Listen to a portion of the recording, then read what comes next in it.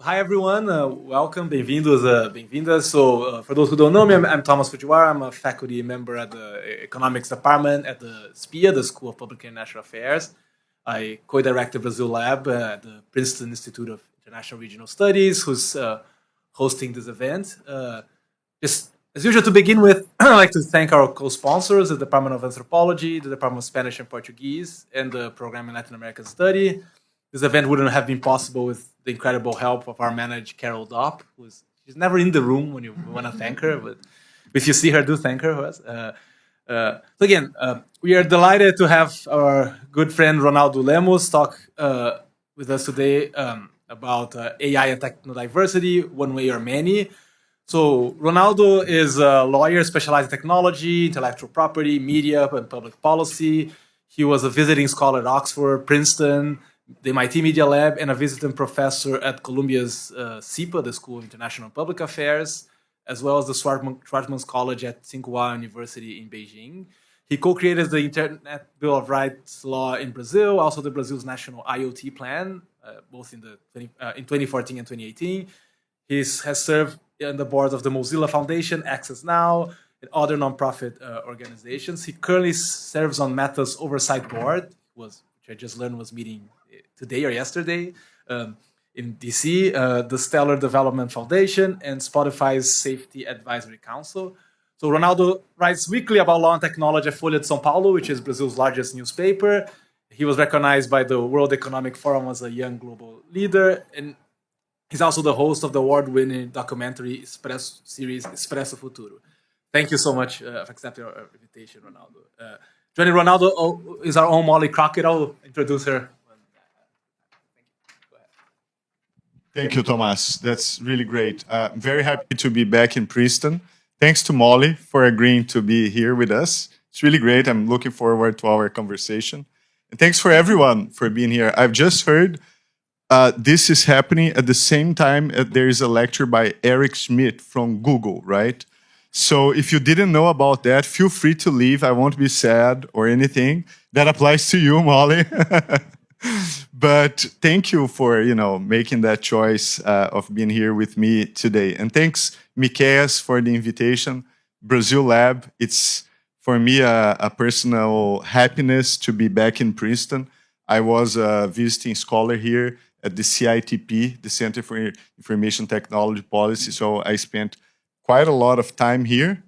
And I was supposed to be a visiting professor at the Brazil Lab, but at the time, for personal reasons, I couldn't come. So maybe sometime in the far future, I'll be happy to do that.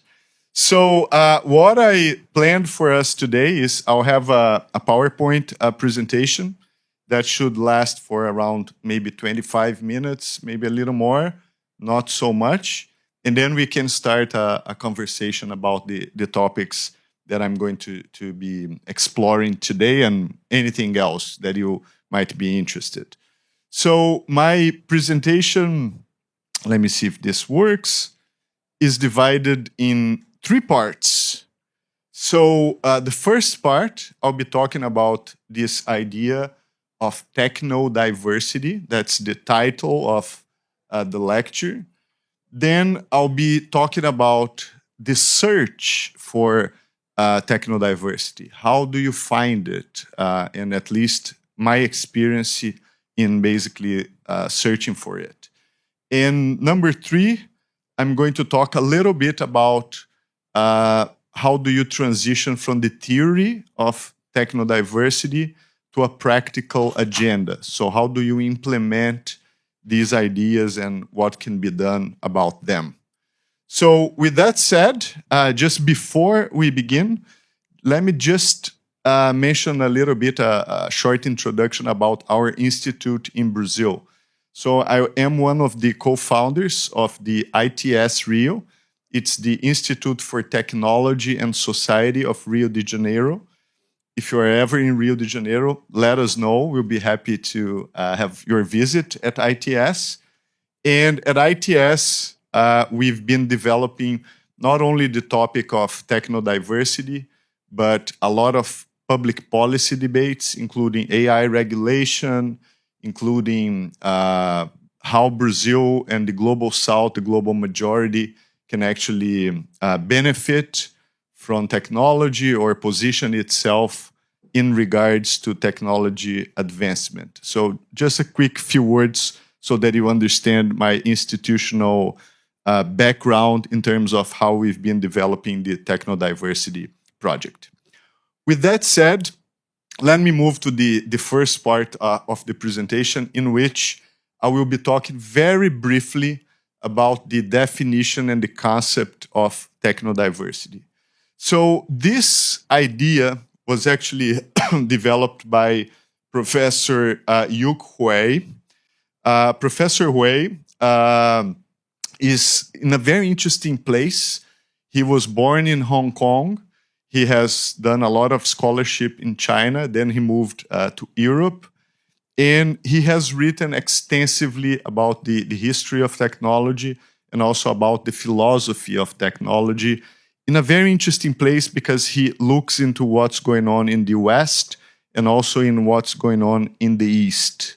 So the practical definition that we use for technodiversity is basically the concept of technodiversity provides a critical lens through which we can examine prevailing discourse on digital technologies and their global impact.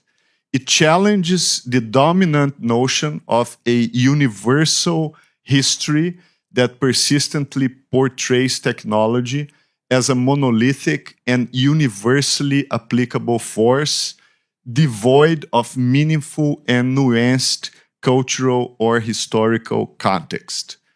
Think of it like biodiversity, but for technology.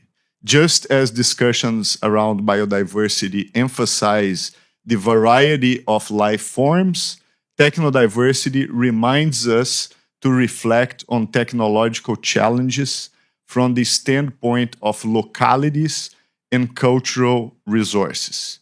I made a point of reading because I want you to have the very precise initial definition. But if you really want to dig deeper into the idea of technodiversity, it's actually a very comprehensive concept with philosophical implications included. But I would recommend that you take a look at the paper that we have published called Tecnodiversity and the Global Majority, Reframing Technology-Oriented Debates in the 21st Century. You can easily find it online, but if you go to the ITS Rio website, it will be also available there. Another way to frame the concept of technodiversity, or at least help explain it, is by means of this acronym called SMART, that was actually created by the urbanist Dan Hill, in which he basically says that the way we approach technology today is simplistic, mechanistic, ahistorical, reactionary, and tautological. So if you read the first letters, it will be SMART. The point here being that a lot of the approaches that we do with technology are divorced from historic, cultural, and societal values. And not only that, we tend to see technology as a universal force. But if you read, for instance, the work of Professor Hui, you will see that, for instance, in the East, the idea of technology never existed. It existed only when the West started to have interactions with the East, and then this idea of technology manifested itself. So technology is not a universal force, even though we think about it as it is, and we take it for granted in many instances and for the sake of decision and policy making as well. So another point that I think is important to mention in terms of how we are approaching the technodiversity problem, we are creating a global network to advance this idea of technodiversity. And the founding meeting was actually in Bellagio in Italy, in this amazing place that was provided to the network by the Rockefeller Foundation. They have a conference center in Bellagio right in front of Lake Como. And we convened there last August. So we invited a very small group of people from different parts of the world. And we initiated a debate about how should we build a global technodiversity network. And we had, like, for instance, the presence of Audrey Tang. She was currently the Minister of Digital Affairs for Taiwan. She has been writing about plurality as well. I think her work converges really well with this idea of technodiversity. But the point here being that if you would like to get more info, we have put together a website, which is tecnodiversity.org, in which you can not only get the paper and all the resources, but also if you're interested in joining the network, this is the way you can do it. So basically, you can just go to the website and you have more information there. Another point is a good way also to define technodiversity is to understand what is the opposite of technodiversity. So what technodiversity is opposed to. And this, I think, will help make things clear for many of you, hopefully. But one thing that we see as the opposite of technodiversity is this idea that has become more and more debated, especially in the West, the idea of singularity. You might have heard it from science fiction. If you are a fan of writers like Vernor Vinge, or if you like Hollywood movies, somehow you might have bumped into this idea of singularity, the moment in which there will be smart machines, intelligent machines, super intelligence. There are many ways of putting it. But singularity is basically something that has ingrained in itself in the public debate. So, for instance, you see books like The Singularity is Near by Ray Kurzweil. I think he just launched a new one, which is The Singularity is Nearer. So it's kind of interesting. And you also see it in great thinkers like Yuval Harari. I really like Harari, but his book, for instance, Homo Deus, if you read it, is the book that he wrote after Sapiens, ends with this very pessimistic view that machines will be our overlords and will be submitted to what he calls this phenomenon of Homo Deus, the fact that we have created something that is superior to human beings, like a form of AI or super intelligence that will be basically dominating our future as a species as we go forward.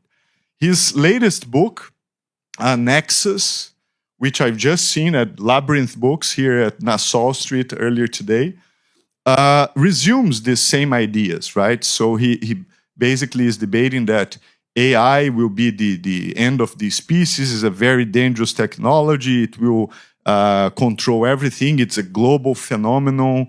And he's been talking a lot about this. So I saw him at Amanpur at CNN like a couple of days ago.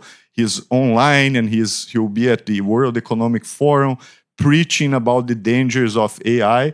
And of course, he's right in many things, but in other words, he kind of agrees with Ray Kurzweil in the sense that there is this unifying force behind AI and technology that will be a threat for all of us. So the idea of singularity, it implies this idea of convergence, right?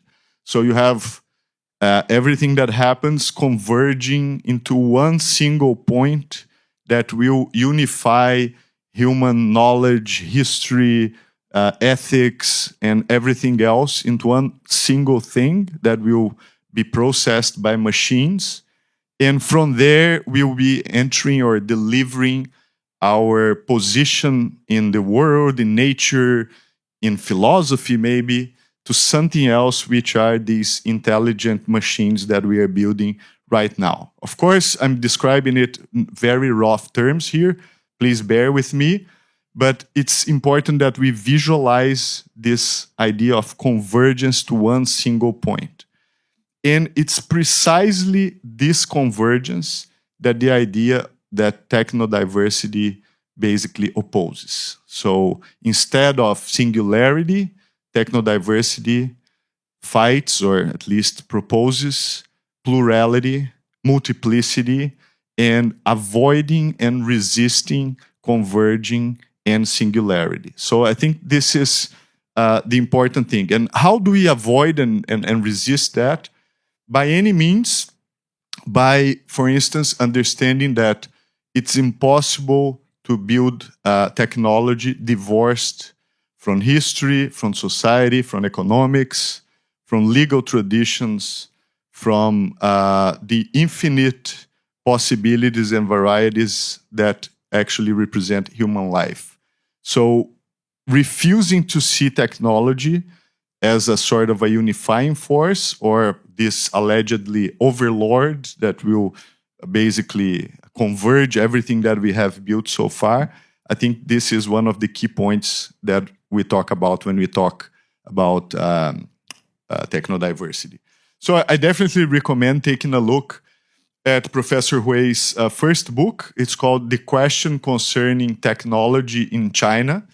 It's especially interesting because it's the book in which he talks about the West and the East and the different takes on technology. And I think it's very useful to think about these issues. And in the book, he actually has a quote by D.H. Lawrence. And D.H. Lawrence basically says, "When I hear modern people complain of being lonely, then I know what happened. They have lost the cosmos." And I like very much this analogy because singularity is also a form of losing the cosmos, right? So if you accept some of the things that I'm talking here, if we are going to delegate everything to machines, and if machines are going to be our new reality and our new heaven, our new ceiling, this is a way of basically breaching contact with the cosmos. And again, by the cosmos, you can understand the infinite possibilities of life.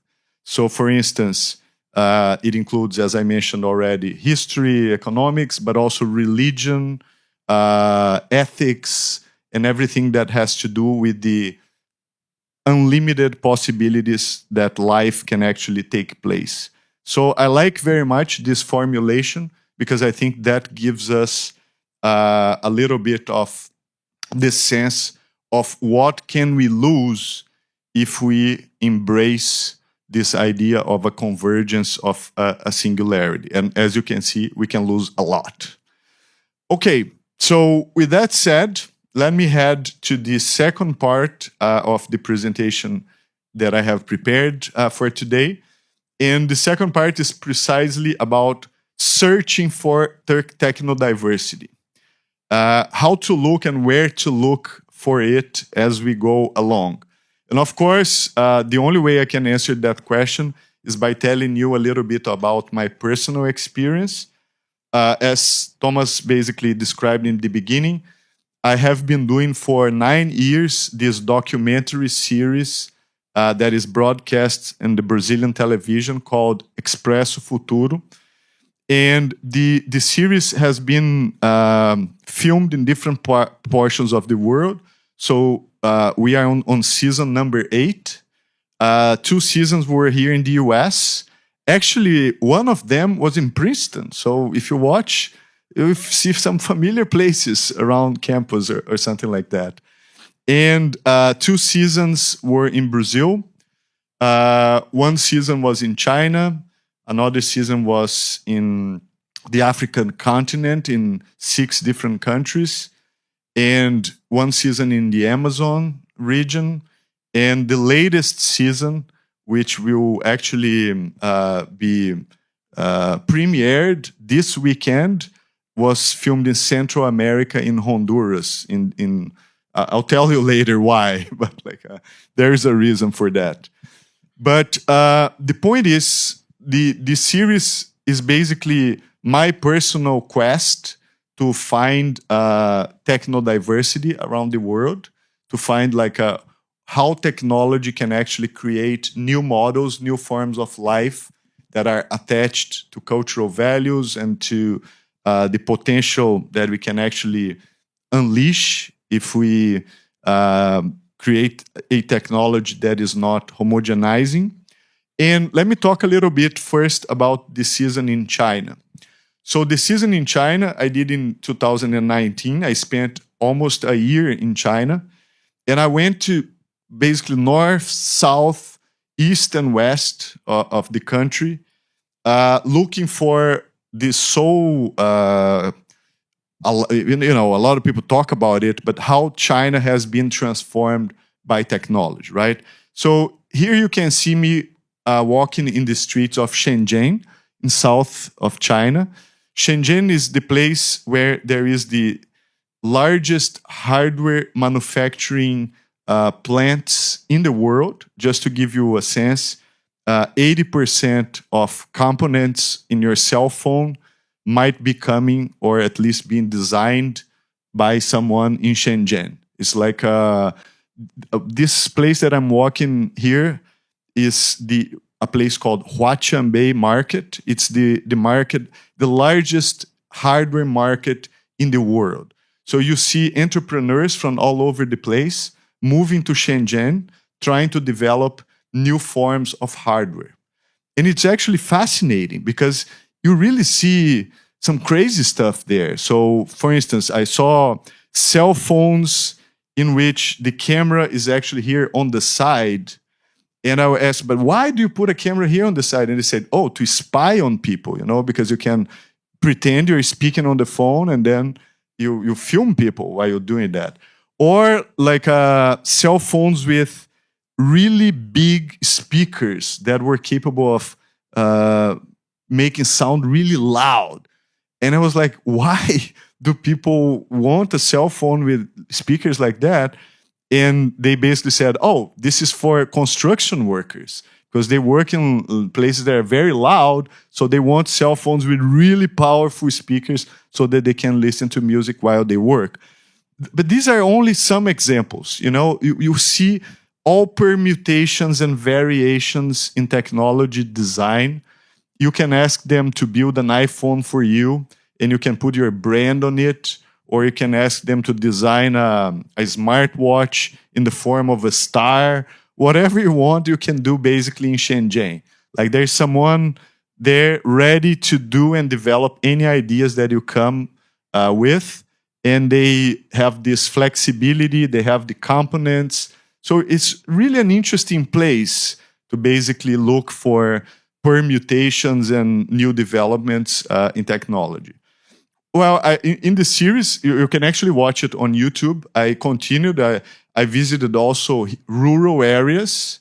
At the time, it was 2019. I was really impressed by China's payment system, and you could see QR codes everywhere, and everything was being paid by cell phones. Something that in countries like Brazil and even in the US would happen many years after that. And I visited rural properties. For instance, this tea farm. They basically produce a form of green tea, and they sell the entire production by means of Taobao, which is a Chinese e-commerce platform. The person that runs the property, she had moved to Australia because it was no longer profitable. And then she moved back because she realized that she could sell this type of tea to basically the entire world, and the revenue that she makes multiplied by 20 or something. So it had an impact in rural areas as well. I visited battery factories because there's a big bet, as we know now, in electric vehicles, telemedicine, and also I visited the factory of the bullet train, which is in the city of Qingdao. And fascinating, like the bullet train is basically 30,000 kilometers of extension. It connects all the capitals. It's kind of a symbol of the Chinese infrastructure investment in the country. And as we know, China has been changing a lot because of first industrial and then now technological development. This is a picture of the city of Shanghai. Until the 70s, it was basically a rice plantation. And then because of industrialization, as you see, the landscape was changing dramatically.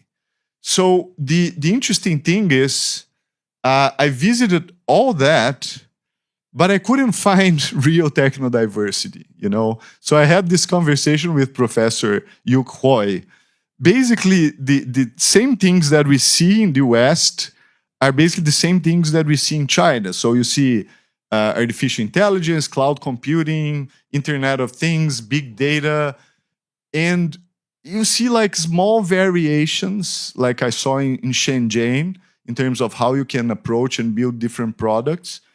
But you don't really see a fundamental change in this idea that technology can build something new. Because I think both myself and Professor Hui, we would expect that because China is a different political system, different system of values and so on, there might be something there that would emerge that could be a different use for technology than what we are basically looking here.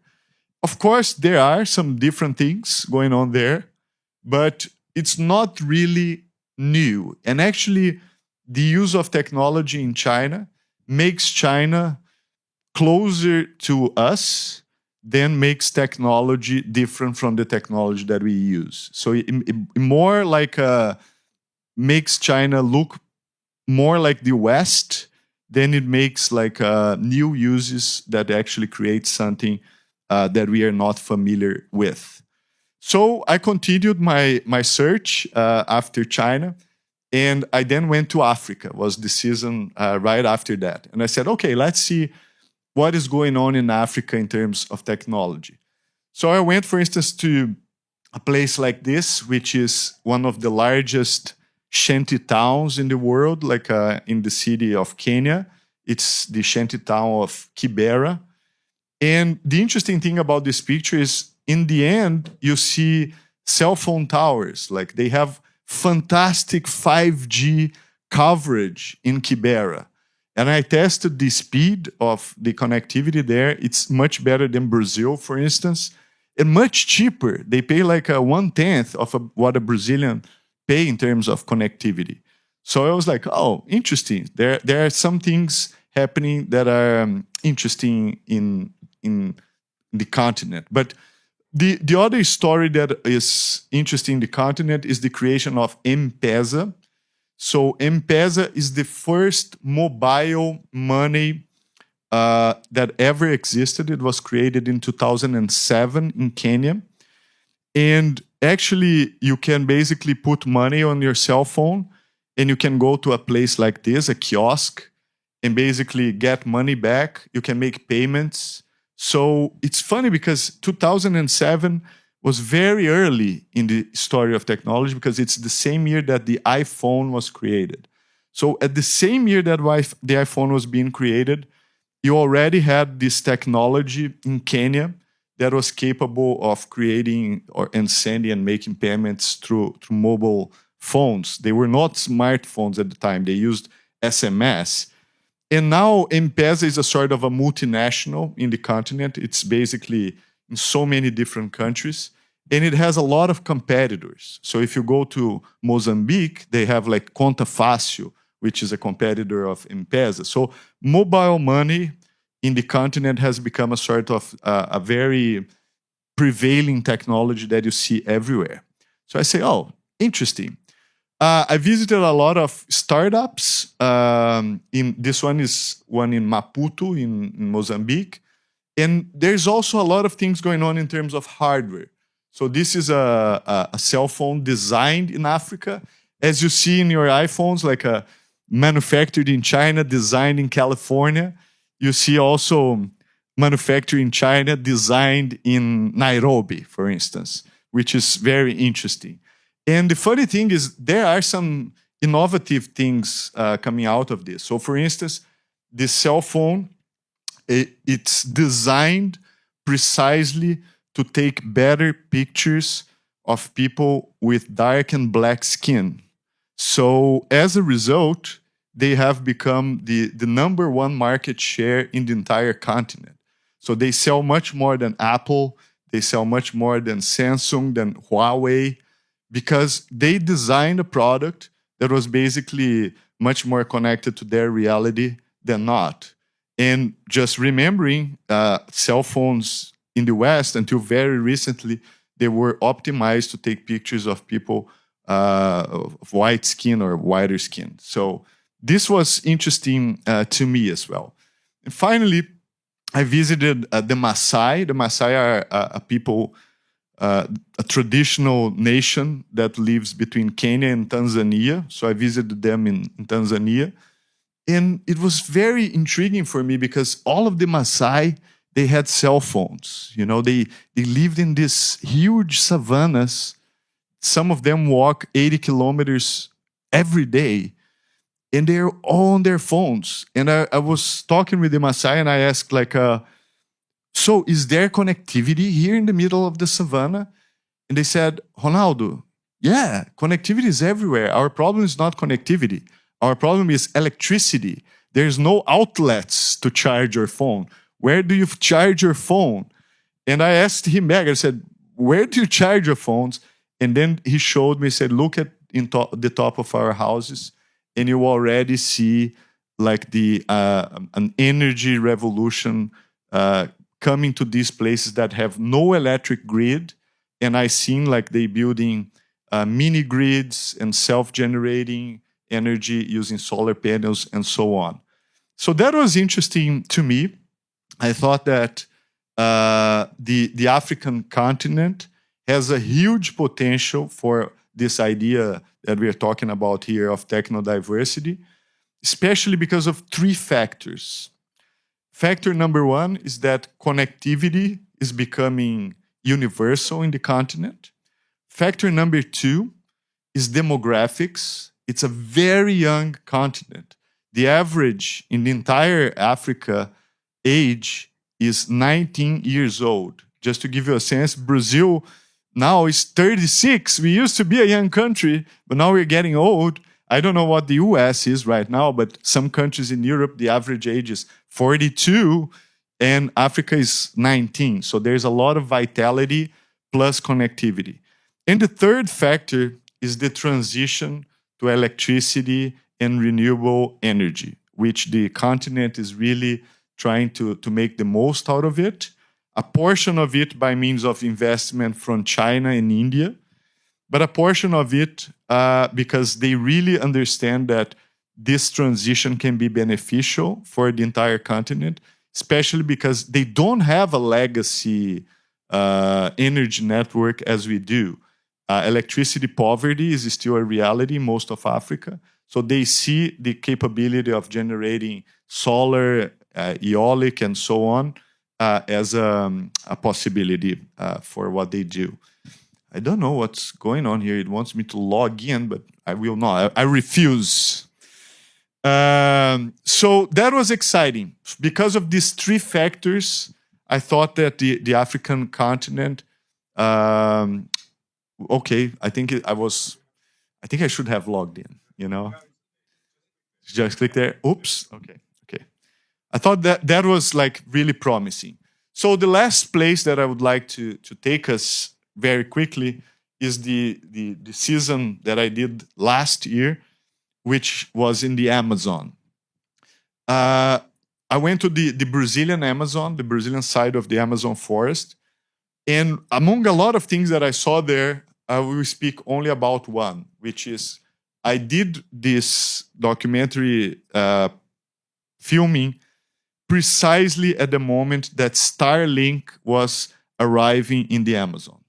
So this is a picture we took like in one of the large Amazon rivers, Rio Negro.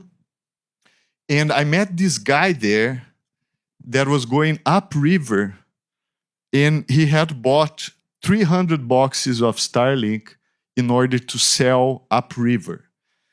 And I asked to the guy, I said, what do you do for a living? And he said, I'm a physiotherapist. But he realized that he could buy Starlink from the website and pay like $1,000 and sell it to the indigenous populations and to the people who live alongside the rivers for $10,000. So he decided to buy 300 of them and possibly retire. So after this journey upside the river, he won't have to work anymore, at least for some time. And it was funny because Starlink now is all over the region. It started to be used by illegal miners in very remote regions of the Amazon. But now, basically, it has become the default connectivity form for all the indigenous communities and for the people that live alongside the river. Interestingly, the roads in the Amazon are the rivers, right? So if you want to go to Manaus, to the north part of Brazil, it takes you 24 hours by boat in the express service. This lower service can get you there in 36 hours or even more. But it's funny because these boats, they used to go and they were completely disconnected along the way. So you wouldn't have news about anyone. And now every boat has a Starlink on top of them. And not only that, the boat owners, they sell the connectivity to the passengers. So for instance, I asked, how much is the ticket to go to Tabatinga? 24 hours of traveling. And the guy said, oh, it's 40 reais. And I said, if I want to use the internet, how much is it? And he said, oh, it's 40 reais.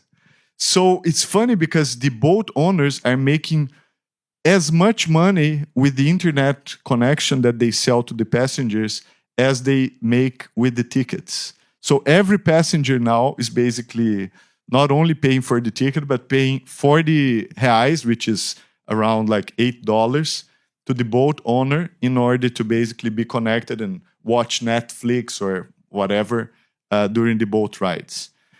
The implications of Starlink in the Amazon are very complex. One of them might be dependency. Starlink is the only provider. The second implication is data analysis, because if you provide internet service to that entire region, you can easily understand where the illegal miners are, where you have like mining minerals, where you have economic activity.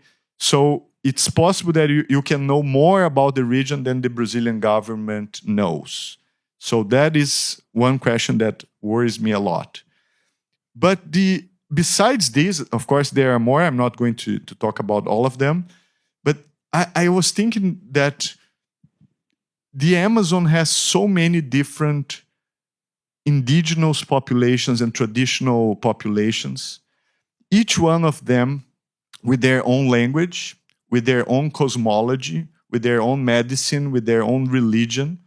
So I was asking myself, what will each of these populations do with this new connectivity, something that they never had before? And my hope is that maybe some of these communities will create different takes about the technology, ways of using it that we haven't realized that is possible yet. So it can be a little naive or even utopic, but I actually do hope that the use of technology in the region might lead to some new formulations about how we can approach technology because of the immense diversity and wisdom of each of those native populations of the Amazon. So this is a fascinating thing. It's developing right now. And as I mentioned, the implications of Starlink there is really, really profound. Okay, so let me stop here. Just saying very quickly that the new season will start next week. And I visited this community in Honduras that are doing biotechnology research in the island of Roatán. And it's really weird because their research is about longevity. It's a community that is in Central America. Basically, their motto is death is optional. It's basically they're trying to live forever. I didn't find them really healthy, as you will see in the. I thought that they needed some exercise maybe, but I thought this was an interesting thing. It's a new thing. These communities of knowledge basically going to an unexpected place like Honduras in order to search for eternal life. It's kind of a little bit of a long shot, but I thought it was interesting to show. But I'm not going to give you more spoilers. Please stay tuned. From Monday onwards, it will be on YouTube. So let me move to the last and final portion of what I have to say, and I'll be very quick because I want to make sure that we can have a conversation here.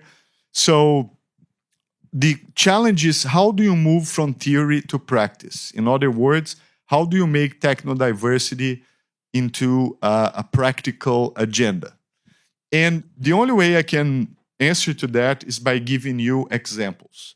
So I selected here 2 practical examples of how we can move technodiversity forward. First one is what I call participatory technologies. Participatory technologies as opposed to the unparticipatory technologies that we use right now. So right now, if you're on Instagram, you have no control on your feed or very little control. Basically, what you access online is actually decided by you. But what if we do the opposite? What if we build technology that allows for participation and for creating human institutions and basically human policy? So one example is the law we built in Brazil, the so-called Marco Civil. It was built from 2007 until 2014. It took a long time.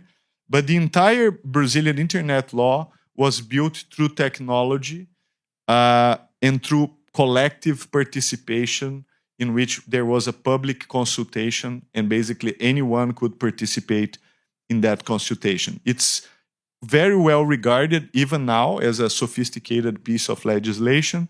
And the process, I think, was extremely important. As you can see, this is a picture from when the law was approved in Congress.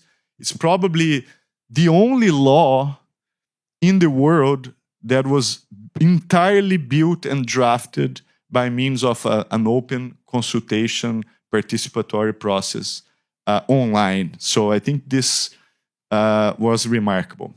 Second thing is some of the participatory technologies that I've been involved in developing. One of them is mudamos.org. It's basically an app in Brazil that allows any person to propose a bill in Congress. So the Brazilian Constitution was amended in 1988, and it basically allows for the creation of draft bills proposed by the population. The problem with that is that you need 1 million signatures, which is very hard to get, especially if you need pen and paper. So we built an app that uses digital signatures, and we basically allowed people to basically come together and propose whatever bill they want and basically try and get signatures using that particular app.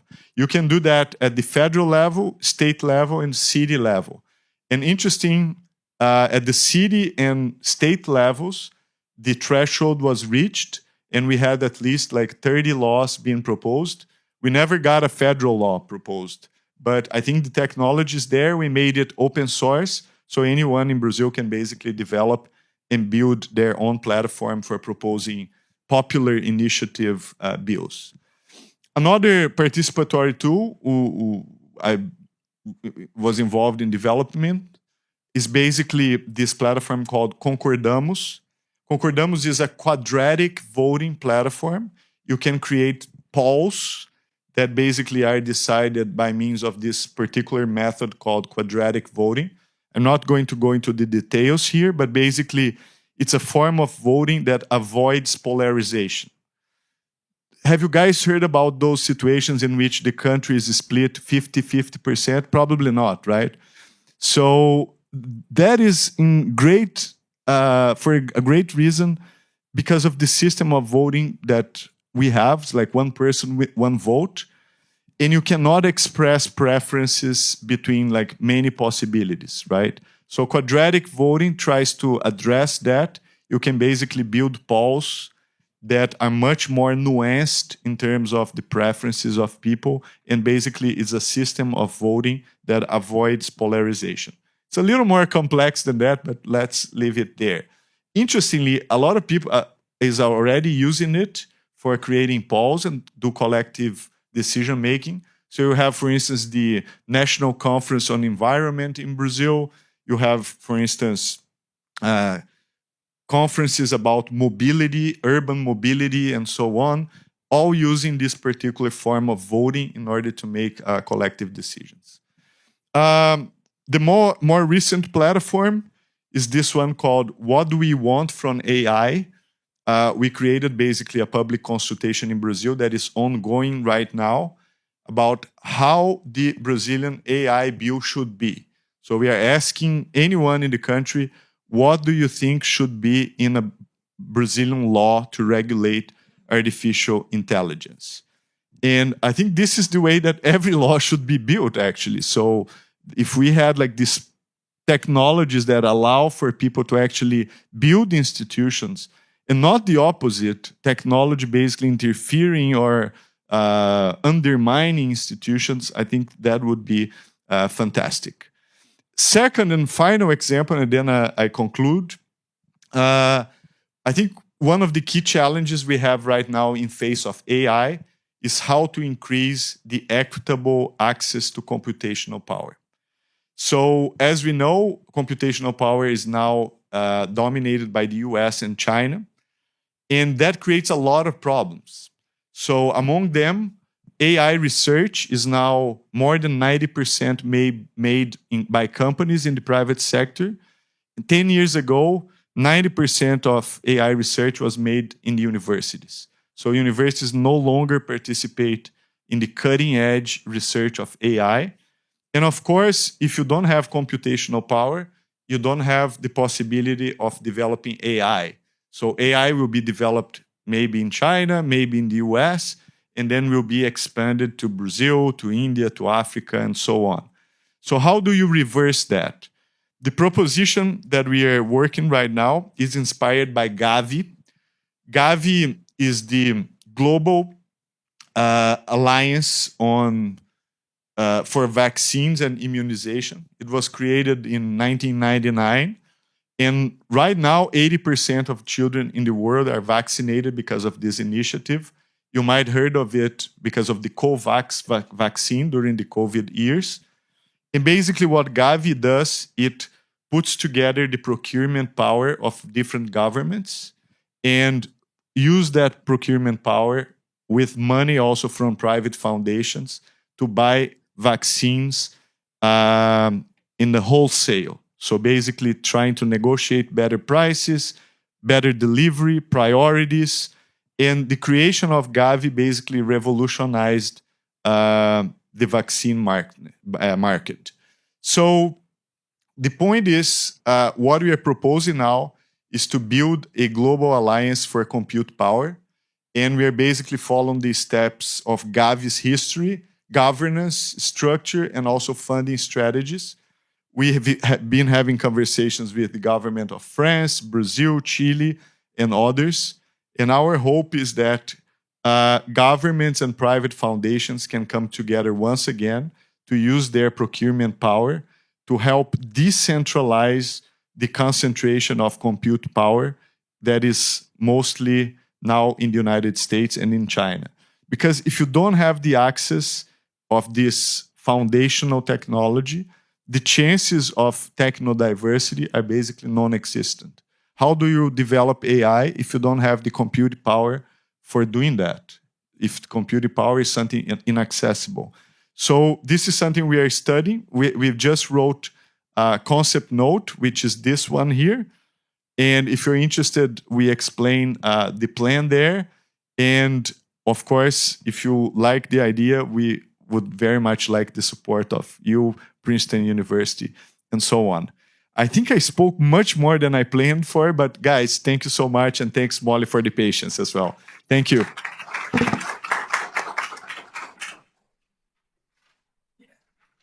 Thank you, Ronaldo. That was fantastic. Just let me briefly introduce Molly. And also, just to recap on the format. So Molly will offer some few comments and questions to kick off the discussion. Ronaldo can do a quick reply, and then we'll open the floor for Q&A. So for the Molly Crockett is an associate professor in the Department of Psychology and the University Center for Human Values here at Princeton. Her lab investigates moral cognition, how people decide whether to help or harm, punish or forgive, trust or condemn. Their research integrates theory and methods from psychology, neuroscience, economics, philosophy, and data science. And Crockett's recent work has explored moral outrage in the digital age and trusting leaders during a pandemic. So, yeah, thank you. You have something on the... Right, okay. Yeah, you can both sit.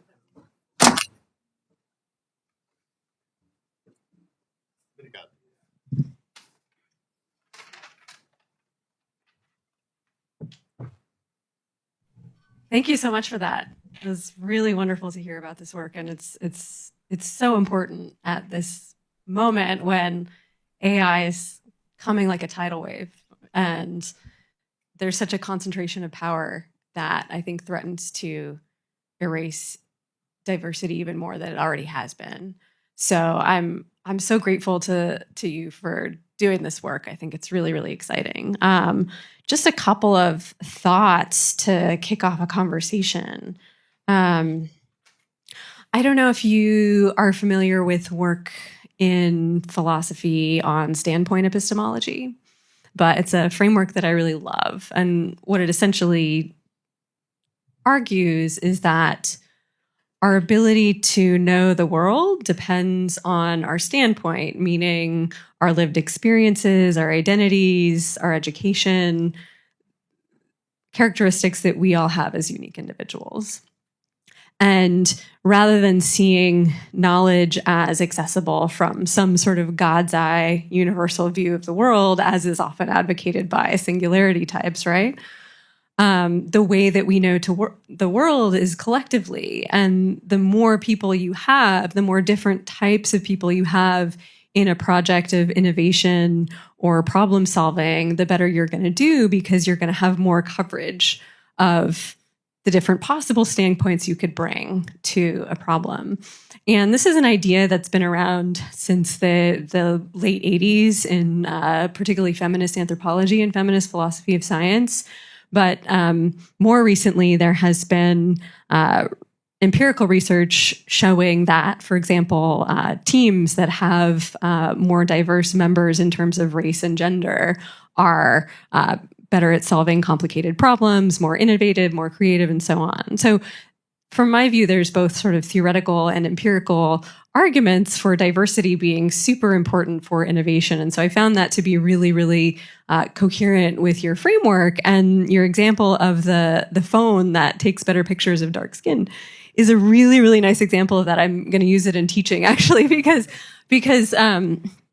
one point that standpoint epistemology makes is that, in particular, people who occupy positions with less power are better equipped to know and understand the ways in which systems of power sort of limit our ability to make good products or solve problems, right? Like people who are making the phones in the West and have light skin are not finding this problem, right? And so what you're seeing again and again in the technology space is that it's people of color, it's people from the global South, Black women, especially in this country, are like the ones who are the first to see where technology is causing harm.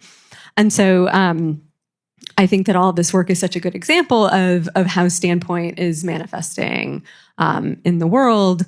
And that makes the threat of convergence even more tragic, right? Because you have all of this diversity, especially in the global south. I loved your example of the tribes in the Amazon. Like, that is the source of innovation that is our reserve, in the same way that you want to have biodiversity, right? And you want to have a seed bank, because if you put all of your resources in one crop, and then a disease comes and wipes out that crop, then it's done. And so, like, I see that happening with technology. I'm wondering if you could speak to, and this is a question I'm super excited about too. Toward the end of your talk, you were optimistically thinking about innovations that could arise from diverse peoples encountering AI, encountering connectivity for the first time.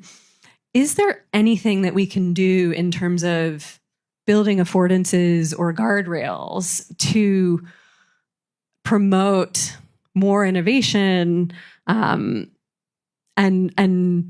limit the possibility of just monoculture? Thank you so much, Molly. And yeah, all the points that you raise are super important. It's actually funny that you mentioned this idea of epistemology. Professor Hui is very much influenced by a Brazilian anthropologist called Eduardo Viveiro de Castro, who has this idea of perspectivism. And it's amazing because his Amazonian perspectivism, the perspective can be the perspective of the jaguar that lives in the forest, or of the trees, of the flowers. So it's really something that breaks with this arrogance that human beings are on top of everything, and on top of our game. And I think this is great, because when we talk about technology, I think it's about that. It's about, like, how do you shuffle the perspective and actually realize that there are so many different epistemologies from which this can be approached, and we are basically settling for one. And the one that we're settling is not only a US perspective, it's a Silicon Valley perspective, which is even narrower, Yeah. So it's basically projecting one perspective that will have an impact, as we see with Starlink arriving in the Amazon and the Amazonian populations. So your question is very good, which is, how do we resist this uniformization of epistemologies, and what I've seen about that? Unfortunately, I don't have many good news, because what I see is, on one side, there's so many positive impacts. For instance, populations that are in the middle of the forest can now accept payments through Brazilian payment system PIX, for instance. So they can sell things that they couldn't do before. They can learn and basically build safety networks, including in regards to illegal miners. There are a lot of initiatives doing that in the Amazon, like the initiative Map Biomas and others, which I think they are building resilience in Amazonian communities against attacks of foreign miners that basically show up, and there's a lot of violence and so on. So this is great, because it allows you to build a sort of a protective, defensive network based on communication. The challenge is that there's also the downside. So you've seen a growing number of members of indigenous populations doing online gambling, and also using pornography, or just like stepping down, or not really valuing their own culture as compared to what they can watch on YouTube and so on. So in my view, this is very challenging, because of course, when the connectivity arrives, it brings all the problems that we haven't solved them. I'm sure that many of us here maybe spend too much time on their phones and have problems to stop using Instagram, or you want to sleep and you're there like scrolling. And these things are happening there as well. So my hope is that maybe, and I ask all of you, and especially you, like, what can we do? Like, how do we understand if something new also emerges, like some form of use of technology that is more constructive, that might even help us to have a better, healthier relationship with technology. So when I was there, that was my hope. So, but if you ask me, what have you seen so far about this? I'm not sure that I have any news yet, but I keep looking for it. Yeah. Yeah. Yeah. Yeah. I'm also wondering if you have thoughts on, when you're working in technology and you're talking about risks, a question you often get is like, is this a new thing? Or, is this just, like people were worried about bicycles when bicycles were invented? I'm thinking a lot about AI and in particular proposals of AI applications for global development and, applications in the global south. So you hear arguments a lot like, there aren't enough teachers available. What if we could give every child on earth an AI tutor, right? Or, people are lonely. We can give everyone an AI friend. And I'm seriously alarmed about the acceleration of homogenization that could come from building AI products that are designed for these teaching or interpersonal roles, especially when they are sent to communities that are the most likely to have the kinds of diversity that we want to preserve, diversity of thought, diversity of standpoint, and so on. How much of this worry is just like a new version of worries about globalization in general and the sort of cannibalization of various diverse cultures from like Western US culture? And how much of this is maybe a new worry?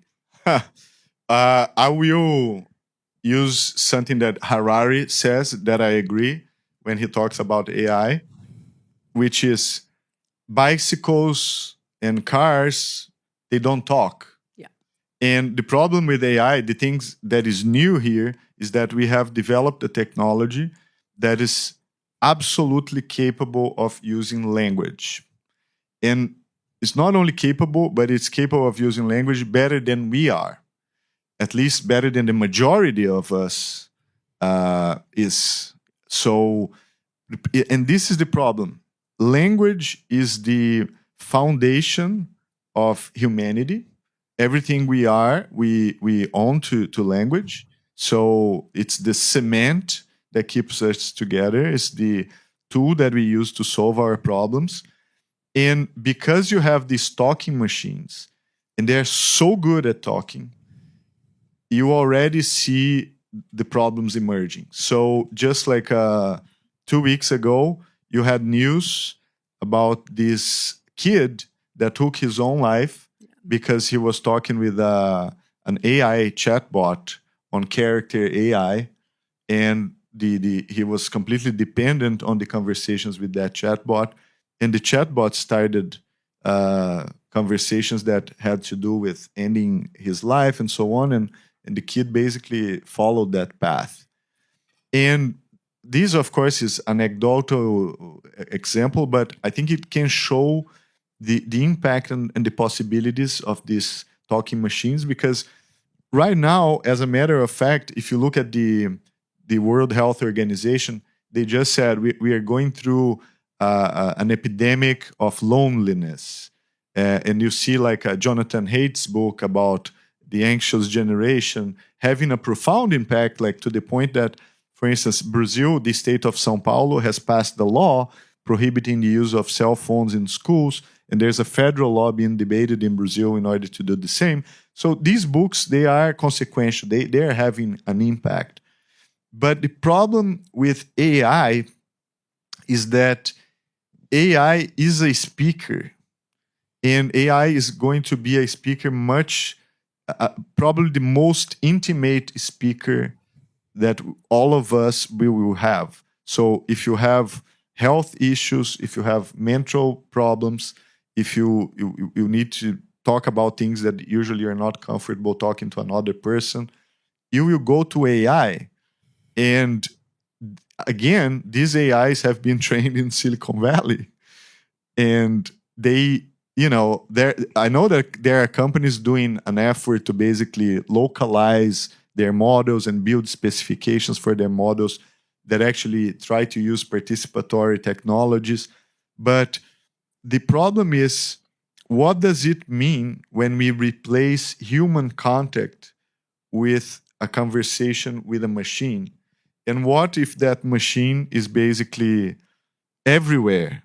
Because the goal of AI is that it's not going to be only on your cell phone and on your computer.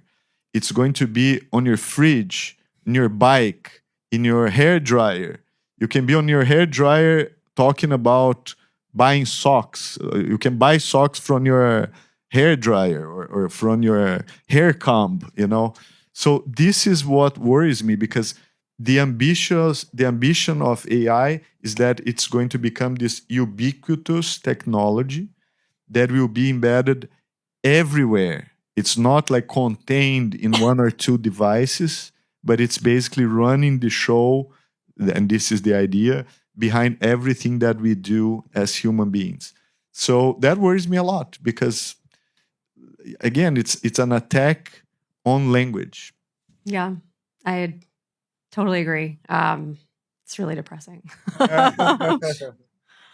Another question, and then probably the audience has questions, so I'll do the one last question. One thing I've been thinking about is the possibility that the introduction of AI technologies to the Global South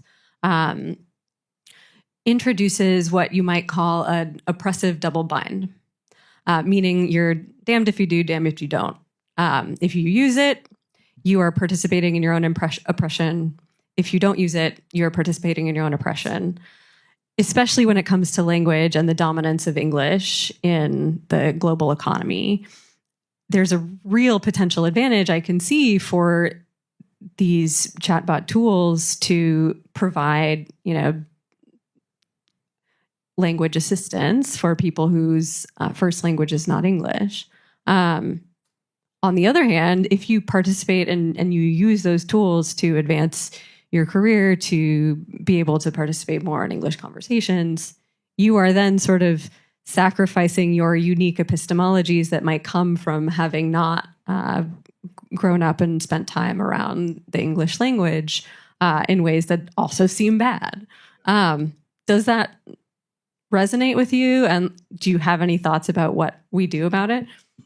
I live with this double bind every day. And I think this is the key problem. But it's interesting because the urge to use AI is irresistible. If you travel anywhere in the world, there's not one country in the world that basically say, no, we are not going to use this. We are going to basically build a firewall here. It's going to be, prohibited or something like that. Except for China, that has their own firewall. But it's not that they are not using it. They're developing their own models, and they are refusing to use the Western models. So this is the response that China has been giving to technology for the past decades. But that has not been an alternative as well, in the sense that the same technologies and problems that you have in the US or in Brazil, you see in China.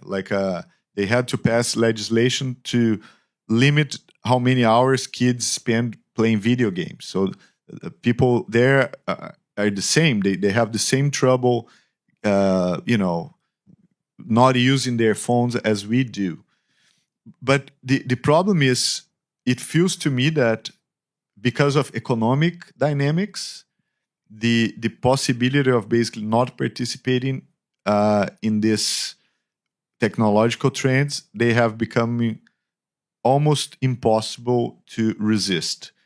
And as a consequence, that's why we came up with this idea of a Gavi-like initiative. Yeah. Because if you have to participate, you could at least have the possibility of developing your own technology. For instance, the Portuguese-speaking countries, Brazil, Mozambique, Angola, Portugal, and so on, there could be a Portuguese model that is trained on Portuguese databases that takes into account the nuances and cultural values that are ingrained in the Portuguese language. So this is something that would be better than basically using a random collection of Portuguese texts assembled out of anywhere, including social networks, to train AI, and basically selling access to that trained model to Portuguese speakers. And this is especially funny because Brazil is the largest country that speaks Portuguese. And the AI models, at least the ones developed in the US and in China, including DeepSeek, they speak Portuguese really well. That means that a lot of Brazilian materials were used for the training of those models. So, but the question is, models, they have at least two layers. They have their behavior and their specs, their specifications. I'm absolutely sure that the behavior emerges because of the amount of data, but the specs, those could be better defined if we had the model trained within the Portuguese world, Portuguese speaking world. So in my view, this is a challenge. And I think maybe the only way to respond to this double binding problem that you mentioned is precisely that we find a way of at least participating in the development of the technology. Thank you. That's giving me a lot of ideas. So that's great.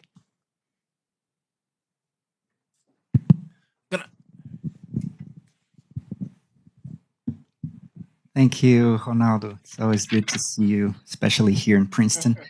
I have, and I'm sorry I arrived late, so I may be addressing something you may have addressed already, but we have an event going on in Spanish and Portuguese, so that's why I'm late. 2 or 3 quick questions. I was absolutely curious about this quadratic voting system.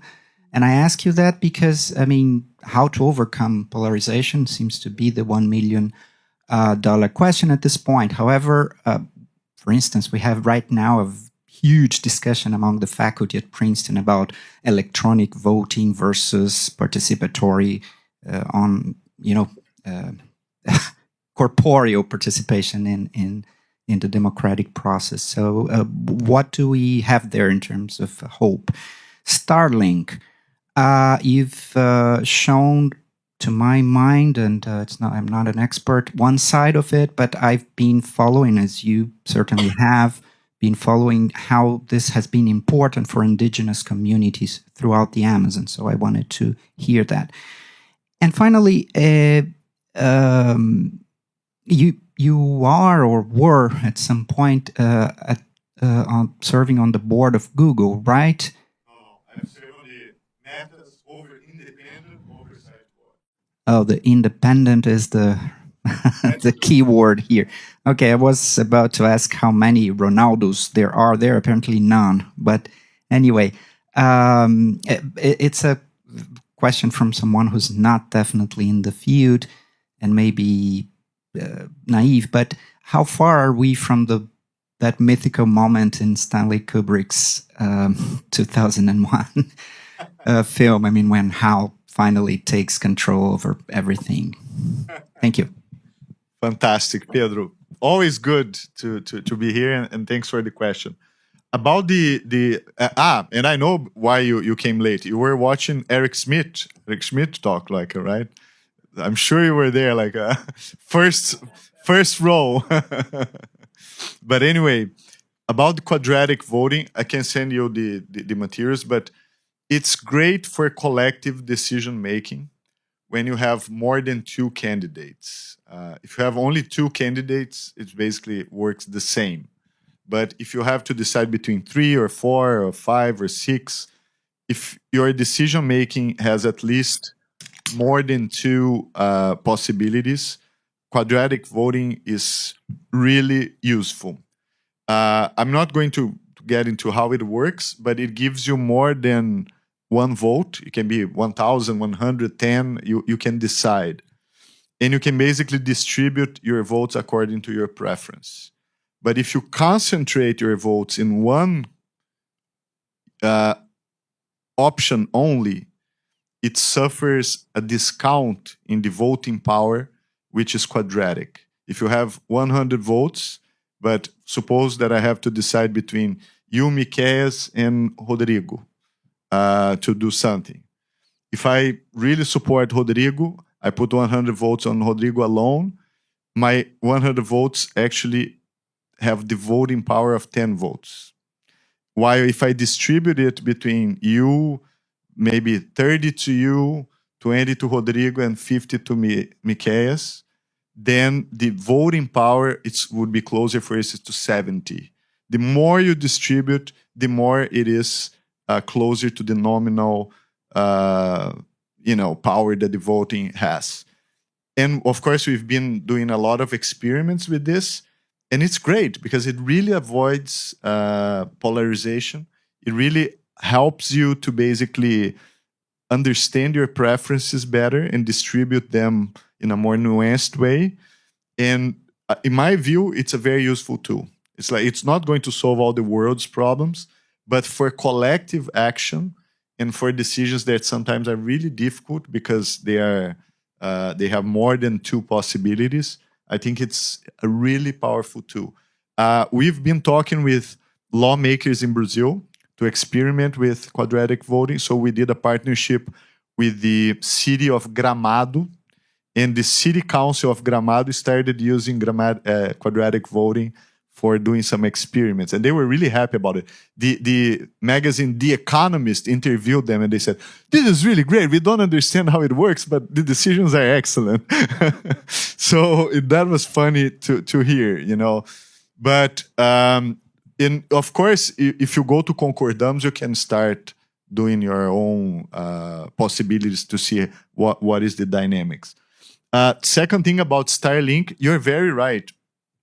Communication technology is extremely important for the indigenous communities, and they make them more resilient. So for instance, a lot of the communities before Starlink, they used to do what they called radiofonia, radiophonics, which is ham radios used in the Amazon region, and they created a sort of a network in the Amazon, which is really fascinating. And they use that a lot for fighting COVID, for instance. They spread the information about vaccines, vaccination points, and so on. So communication for the region is precious. Now you have an extremely powerful way of communicating, which is Starlink. And as I mentioned, there are some very valuable works, like the one by Tasso Azevedo, Map Biomas, and others. And I think this is very positive. But if you look at the bigger picture, there are problems as well. And I mentioned a couple of them, but dependency. Imagine if Elon Musk, the owner of Starlink, basically says, okay, let's disconnect Starlink because Brazil is behaving badly. There will be a social unrest in the entire, because now that Starlink is available, immediately you become dependent on it, because you depend on it to receive peaks, to receive money, to receive whatever you need, to trade. So the second you're connected, 1 second later you're dependent. And that dependence gives a lot of power to whoever owns it. So one task that I think Brazil has is what to do about it. And my view is, how do you provide alternatives to Starlink? So how do you build fiber optics along the rivers, which is a project that the government initiated? How do you bring competitors that don't exist at the moment, but in the future there might be? Amazon is launching, Amazon, not the Amazon, but the other Amazon. They are launching their satellite network. The Chinese are launching their satellite network. So having competitors is very healthy because of that. And the other thing is the data vulnerability. Amazon, as you know, the most important thing to know in the Amazon is where can you find diesel, because you can only move in the region if you know where to refuel your boat. And the diesel spot is such a sensitive information, because that's how you move around. With Starlink, you can basically map all the diesel spots, because they will all have a Starlink terminal. You can map mining spots. So it will be easy for anyone that has access to that data to know where there is mining ores, like in the region and so on. So this worries me, because so far the Brazilian government was the entity with more knowledge about the Amazon region, and it no longer is.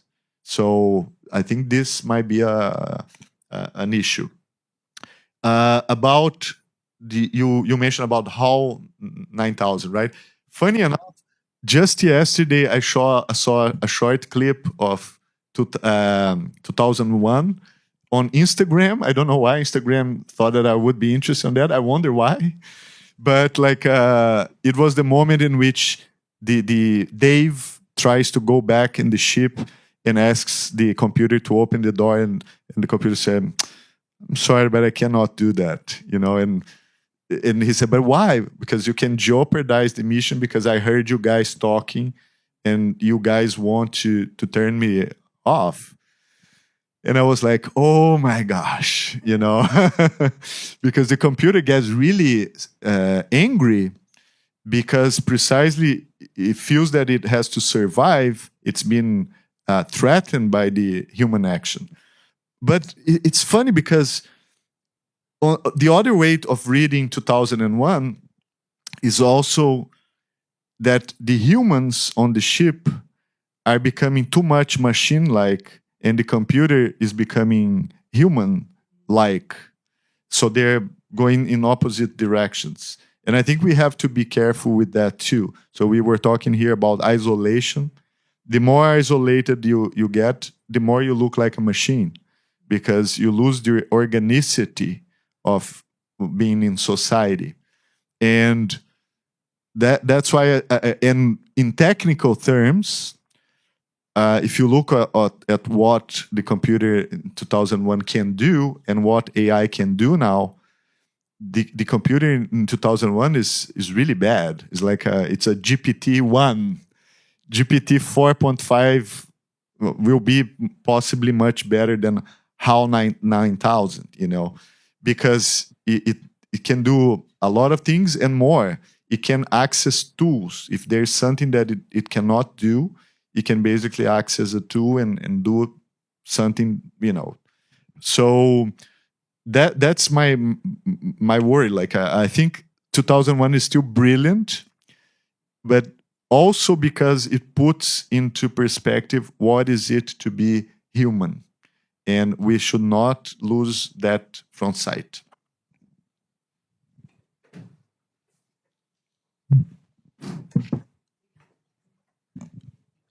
Thank you so much. It's been very interesting to hear from both of you, in fact. I wanted to ask you if you could talk a little bit more about your Gavi-like alliance, only because I'm doing some research on, from a global systemic risk perspective, really the international cooperation is the only possible way, right? But at the same time, I'm wondering if what you're doing is more like a track 2, where you join academics, scientists, because on the regular diplomacy, we've come a long way. Just now at the United Nations General Assembly, you had member states approving this Global Digital Compact. it's the first time that you actually put the digital realm and artificial intelligence in the center of global discussions with everyone. 193, not the G7, not just a unique group in the UK, but everyone, right? BRICS plus everyone. But it's very basic, let's put it this way. And a lot of the experts are now very skeptical what happens after January. And because it's really become a race to the bottom and a real competition, right, between the US and China. And for what you're going for, you really need, the Global South needs to be part of the discussion and needs to reap the benefits, right? And also you need technology transfer, right? Technology transfer. Tell me a little bit how that's going. And since Pedro asked more than one question, I'm going to go ahead and ask you also just a quick one. Like your concept is so way ahead, right? In terms of multicultural and technodiversity. And yet the systems are just so biased. Like if you ask ChatGPT, can you draw me a Brazilian, a Kenyan, a German, a doctor? They'll be white and male. And a nurse will be white and female. But so it's just because the world is biased. So like you're so way ahead, and how do we fix what we have already?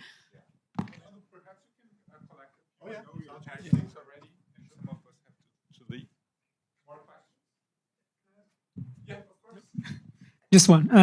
Thank you so much for the discussion. I have several questions, but I'll stick to one.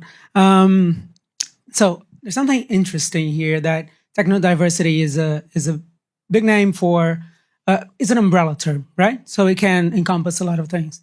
And I was wondering how we can avoid, or if there's any conversation about how to avoid a capture of the term as has happened with, say, the idea of sustainability, with the idea of ESG, DEI, you know, like how those terms can become a sort of a placeholder for something else, or how they can be just a way of techno-washing, so to speak, a reality where you're pushing actually homogenizing, universalizing forces.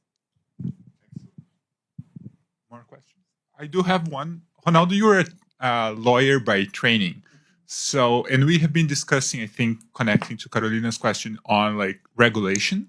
And in my opinion, nation states still matter. So I have a question regarding to what do you see coming from the Global South and where the Global South is also innovating on that front? I think like you were part of the generation that created the civil code for the internet in Brazil. And now that's apparently obsolete. So it's changing very quickly with AI. So I was wondering if there are any cases similar to the early 2000s that you can see in other parts of the world as well. Excellent. Should I? Okay. So about the Gavi. Interestingly, this new Gavi idea was created in Bellagio as well at the meeting we did there in August. And from that time on, it's very recent, right? It's interesting because it's snowballing into a conversation that is attracting government members and private foundations. And we are trying as much as we can to basically develop this and fast. So there was a meeting in Paris just like last week about it. Today, the idea was also presented in Tallinn. And there will be another meeting in Paris in February. So it's interesting because it's circulating. My hope is that it will be formulated as we proposed, that the capacity, including the physical hardware, can be located in the developing world. Because already you see efforts to basically say, no, instead of doing that, just buy some time in Amazon servers, you know, which are already there. And we said, I'm not sure if this is the idea. The idea is to have full governance of what you can do, right? So in order to have governance over technology, you have to have the technology in a place in which your governance applies. So in that sense, we are debating this, and to have AI built at the cutting edge, you need computing power, you need data, and you need software. So it's the Gavi initiative will look into these three things and more. And of course, the entire knowledge system that is necessary for this to be implemented. For one individual country, this is impossible. You're talking about billions of dollars to train a cutting edge model. This is like completely unfeasible. But if you put different countries together, including countries like France cannot build a developed LLM, a large language model today, or UK cannot do that because the amount of investment is too large.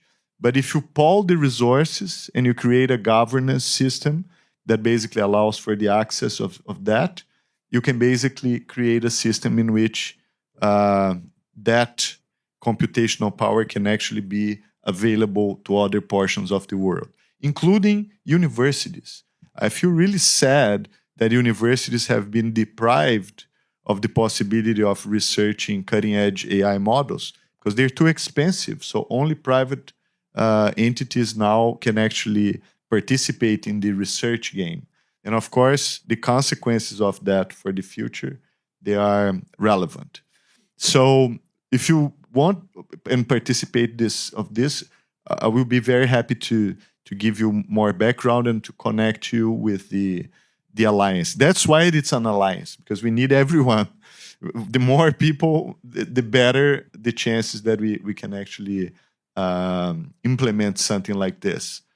The other question about greenwashing and like using technodiversity, you can never guarantee that an idea will be captured, right? It's like this is really hard. But the way I see technodiversity emerging, it's also in opposition to all the Silicon Valley ideologies. So Silicon Valley now, it has so many different ideologies that are extremely elaborated, including accelerationism, including, each one of them, transhumanism. I can list, there was a compilation of the terms and task real. Thanks for reminding me. So it's a full catalog of these ideas. T stands for transhumanism. Each one of these is something like that.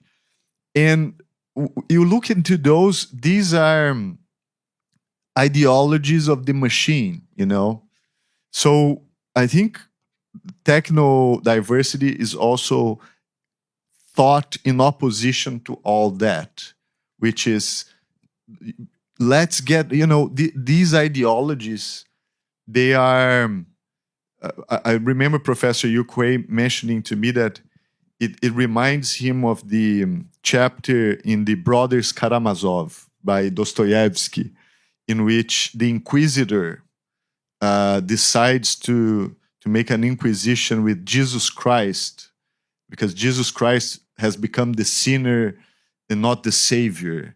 This is Dostoevsky, guys, sorry.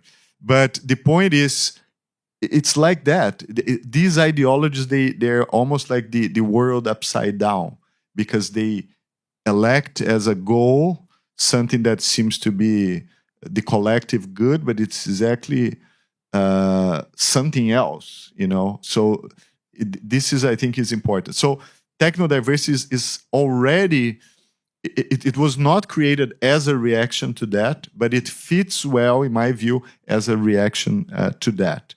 And in that sense, of course, I don't know what's going to happen with the future of the term, but at least it gives you a form to talk about things in a different way. So it changes the perspective to something else. And I think this is valuable in a sense. And of course, it will depend very much on how you implement, how do you turn the theory into practice. But I think this is important.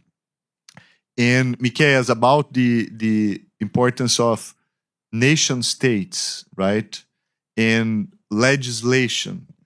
This is a debate that I'm very involved in Brazil, and I'm really furious with this debate in Brazil.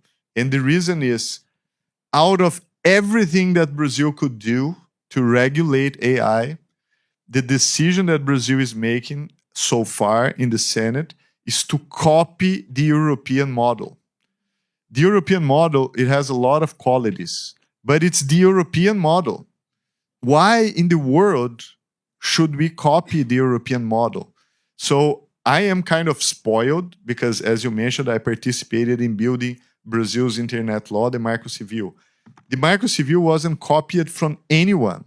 We built it from scratch, and we built it through the participation of people. We opened the consultation first about principles. We asked people, how do you think Brazil should, what are the principles that should govern the Brazilian internet? And people of all sorts basically said, oh, protection of children, privacy, transparency of governmental data. We collected every idea.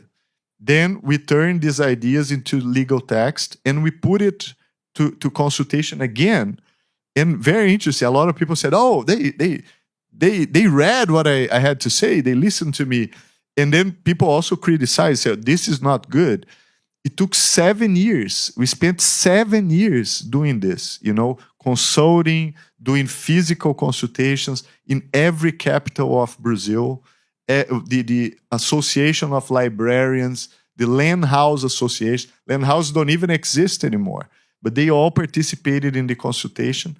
So we built it from scratch. So that's why I'm very spoiled, because I think we can do it again. And by copying the European model, we are participating in another form of homogenization, which is legal homogenization. Europe is completely different from Brazil. It's like multiple cultures. It's a completely different economic arrangement. The GDP is like 10 times bigger than Brazil's. So I'm really skeptical that we should, copy any model. What I'm trying to, including with the consultation that I mentioned, is to build again a listening possibility for people to actually participate in building the regulation again. Will it work? Probably not, because from 2007 now, as we all know, Brazil has become much more ossified. We lost a lot of our porosity, to use this idea of Brazil as a porous society in which there is possibility of mutual influence. The Brazilian Congress has become much more insulated. It's protected from society. In 2007, the Brazilian Congress was much more permeable to society's influence and debate and sophisticated debates and so on. Right now, it has established its own political dynamic, so it's much more difficult to influence. But out of every influence, why copying the European model? Why, of all the models, let's copy the Costa Rica model. Costa Rica has a great model for regulating AI. Why not copy? Brazil has much more to do with Costa Rica than with the European Union, if you think about it. So this is something that, sorry to be emphatic, but it really makes me a little upset, Thank you. Very upset. Someone that understands me. That's very good. Yeah. Excellent. So thank you so much. We are running out of time. Tomás had to leave. But on behalf of the Brazil Lab, I thank you, Ronaldo, for coming and visiting us. And thank you, Molly, for being a great discussion. Thank you, Molly. Yeah.